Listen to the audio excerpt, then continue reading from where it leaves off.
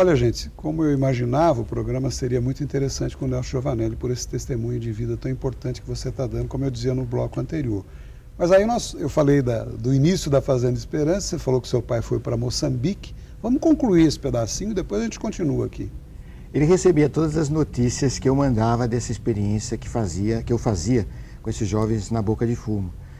E aí teve a Guerra Civil e eles tiveram que em 83 voltar para o Brasil. Seu pai voltou em 83? Meu pai, minha mãe, aí os dois encontraram a casa nossa cheia de drogados. Porque já era uma experiência que estava se consolidando, porque a gente se encontrava toda noite.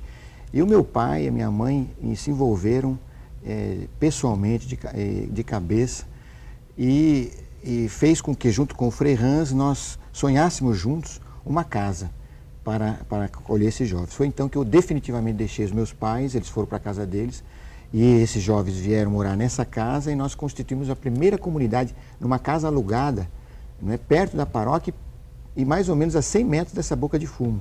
Os jovens conseguiam não usar a droga por essa experiência familiar que nós começamos a construir. Beleza. Do Evangelho com eles. E o índice de recuperação de vocês é muito alto, né, Nelson? Desde a primeira experiência, nós constatamos nesses praticamente 29 anos, que se repete aquilo que aconteceu lá no início, Ou seja, todos aqueles que querem, 80% se recuperam. Se livram. É altíssimo. E o trabalho voluntário consagrado, o que é isso? É um reflexo daquilo que aconteceu no início, porque tomei a decisão de viver com eles a partir do momento que a gente alugou essa casa, meus pais se envolveram, e isso se replicou, tanto nos jovens que se recuperavam, como em pessoas que, como eu, não tinham problema com a droga, mas se sentiam sensibilizados com essa experiência. A sua vida é em função desse trabalho? Como também famílias que se envolveram.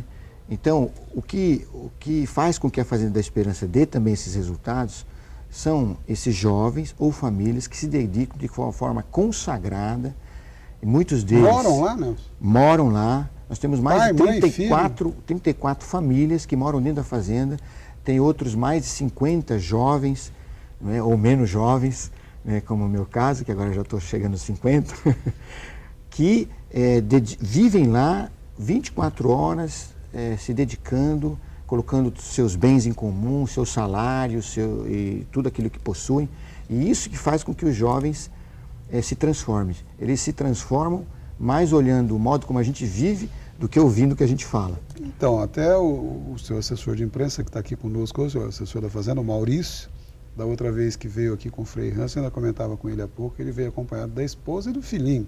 Filhinho que já está crescendo, E ele mora lá também, não é isso? É praticamente quase dentro.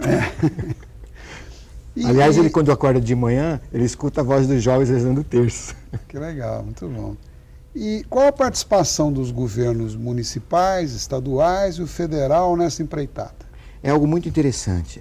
A nossa preocupação sempre foi de nos manter do próprio trabalho. No início a gente colocou os nossos salários em comum, depois a gente procurou um trabalho, e os trabalhos e as oficinas que foram se criando determinou assim, a autossustentabilidade da fazenda. Mas com o crescimento, era natural que a gente pedisse ajuda para governos. Então, os governos que estão sensíveis a essa realidade, nós pedimos que ajudem na estruturação, doação de equipamentos e estrutura para que a gente possa acolher, porque na manutenção nós não pedimos auxílio.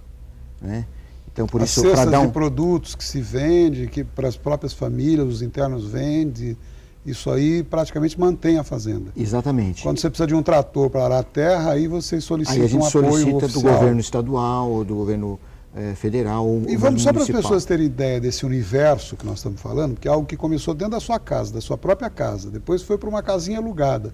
Hoje, quantas fazendas são no Brasil e no mundo?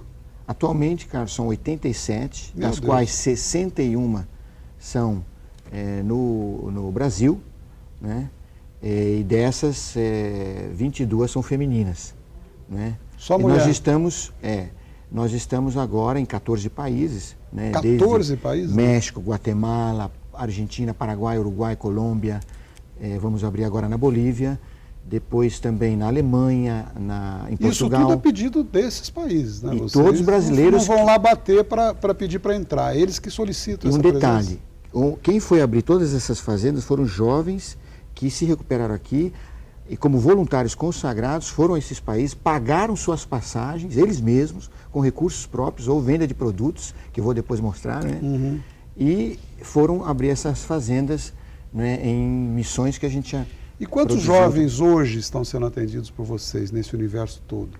2.500. 2.000 aqui no Brasil e 500 nessas fazendas, que inclui também Filipinas, Angola e E você me Moçambique. dizia que só esse ano, quantas fazendas mais vocês vão inaugurar, vão abrir? A partir de janeiro desse ano, nós abrimos 9 fazendas. Estou chegando agora recentemente da cidade de Serra do Espírito Santo, onde a prefeitura municipal, né, doou-nos uma propriedade e construiu toda a estrutura de 3 casas para o acolhimento de 52 jovens, né, e doou tudo para a Fazenda da Esperança. Nelson, se nós falarmos em eficácia e eficiência do método, né, que está mais do que provado, as autoridades já se rendem a esses resultados de vocês ou ainda há aquele ceticismo que tecnicamente não é bem assim, os tecnocratas ou burocratas, como queira? Como é que é visto esse trabalho de vocês? É pena que o tempo é curto, né, Carlos? Porque isso é uma questão que hoje no Brasil está se discutindo muito, porque as comunidades terapêuticas onde nós estamos inseridos, né, elas, a maior parte aqui no Brasil, são de lideranças religiosas. E isso é o que determina a eficácia, né, os resultados dessas comunidades. Mas o Ministério da Saúde e os tecnocratas, como o senhor falou, né, eles insistem em querer dizer que esse problema é um problema de saúde pública, o que é correto, né, mas que deveria se ter um resultado por técnicos, o que não ocorre nas comunidades terapêuticas, né? Embora Então, vocês tenham lá psicólogos, médicos também participando como voluntários. como voluntários, mas não é um grande número porque também eles têm os trabalhos que têm que fazer, Claro. né? A grande maioria são voluntários que não têm diploma, né? E que têm esse tempo disponível para poder dar esse atendimento a A essa doação, juventude. que é o que é necessário. Isso mesmo. Tá bom. Eu vou pedir mais um minutinho de licença, a gente vai para o último bloco, passa muito rápido, infelizmente, porque o assunto é muito interessante, muito atual e necessário, né? Nós temos que olhar o problema de frente, mas daqui a pouquinho a gente está de volta. Continue conosco, até já.